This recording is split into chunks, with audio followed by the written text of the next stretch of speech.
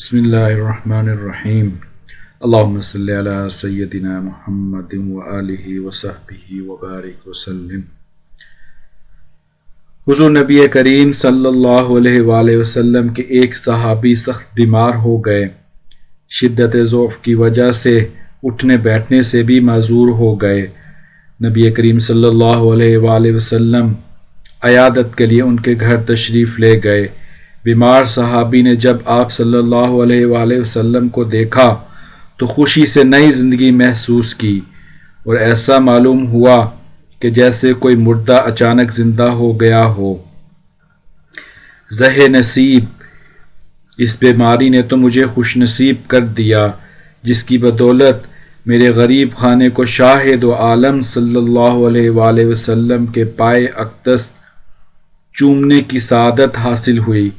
صحابی نے کہا، اے میری بیماری اور بخار اور رنج و غم اور اے درد اور بیداری یہ شب تجھے مبارک ہو، تمہارے سبب اس وقت نبی پاک صلی اللہ علیہ وآلہ وسلم میری عیادت کے لیے تشریف لائے ہیں۔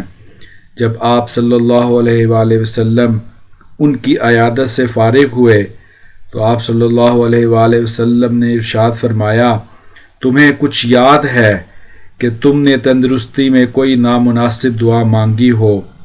انہوں نے عرض کیا، مجھے یاد نہیں کہ کیا دعا کی تھی۔ تھوڑے ہی وقفے کے بعد نبی کریم صلی اللہ علیہ وآلہ وسلم کی برکت سے ان کو وہ دعا یاد آ گئی۔ صحابی نے عرض کیا کہ میں نے اپنے اعمال کی کوتاہیوں اور خطاؤں کے پیش نظر یہ دعا کی تھی کہ اے اللہ، وہ عذاب جو آخرت میں تو نے مجھے دینا ہے وہ مجھے اسی عالم دنیا میں دے دے تاکہ عالم آخرت کے عذاب سے فارغ ہو جاؤں۔ یہ دعا میں نے بار بار مانگی یہاں تک کہ میں بیمار ہو گیا اور یہ نوبت آ گئی کہ مجھے ایسی شدید بیماری نے گھیر لیا کہ میری جان اس تکلیف سے بے آرام ہو گئی۔ تندرستی میں جو معمولات تھے، عبادت و ذکر الہی اور اوراد و وظائف کرنے سے عاجز اور مجبور ہو گیا، اپنے بیگانے سب فراموش کر گئے۔ اب اگر آپ کا روح اقدس نہ دیکھتا تو بس میرا کام تمام ہو چکا تھا۔ آپ کے لطف و کرم اور غم خواری نے مجھ کو دوبارہ زندہ کر دیا۔ اس مضمون دعا کو رسول اللہ صلی اللہ علیہ وآلہ وسلم نے سن کر ناراضگی کا اظہار فرمایا اور منع فرمایا، آئندہ ایسی نامناسب دعا مت کرنا، یہ آداب بندگی کے خلاف ہے کہ انسان اپنے مولا سے بلا و عذاب طلب کرے۔ انسان تو ایک کمزور چیونٹی کی مانند ہے، اس میں طاقت کہاں کہ آزمائش کا اتنا بڑا پہاڑ اٹھا سکے۔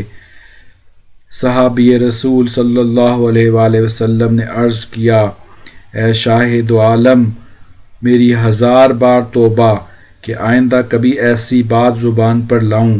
حضور، میرے ماں باپ آپ پر قربان، اب آئندہ کے لیے میری رہنمائی فرمائیے۔